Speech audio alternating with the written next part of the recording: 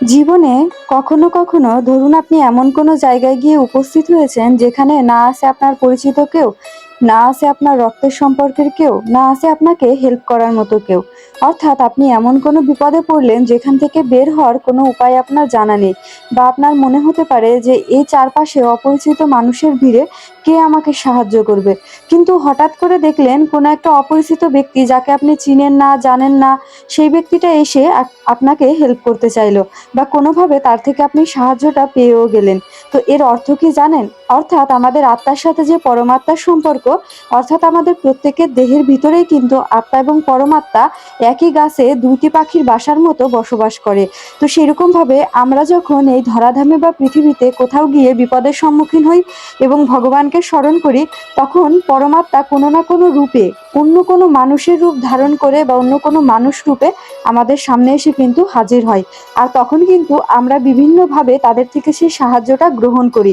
অর্থাৎ একটা কথা সবসময় মনে রাখবেন, জীবনে চলার পথে এমন যদি কখনো হয়ে থাকে যে আপনাকে সাহায্য করার মতো সেখানে কারোর আসারই কথা ছিল না, অর্থাৎ এটা আপনার চিন্তারও বাইরে ছিল যে এখানে আপনি কোনো কিছু প্রাপ্ত হবেন বা এখানে কেউ আপনাকে পাশে দাঁড়াবে, কিন্তু যদি কেউ দাঁড়ায় তাহলে বুঝে নেবেন সেটা সম্পূর্ণটা ভগবান আপনার জন্য পাঠিয়েছে।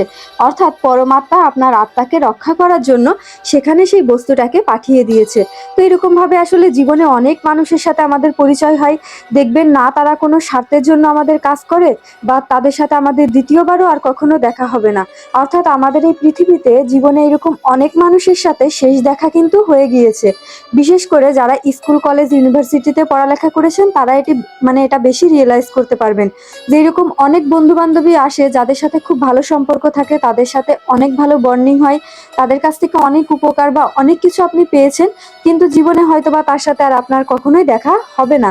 অর্থাৎ ওই যে যখন স্কুল পার করে এসেছেন তখনই ছিল আপনার শেষ দেখা, যখন কলেজ শেষ করেছেন সেটা ছিল শেষ দেখা, যখন ইউনিভার্সিটি শেষ করেছেন সেটাও ছিল আপনার শেষ দেখা। তো এরকম ভাবে আমাদের জীবনে কিন্তু অনেক মানুষ আসে যারা বিনা কারণে, বিনা পারিশ্রমিকে বা বিনা স্বার্থে আপনার উপকার করে। তারাই কিন্তু আমাদের সেই পরমাত্মা।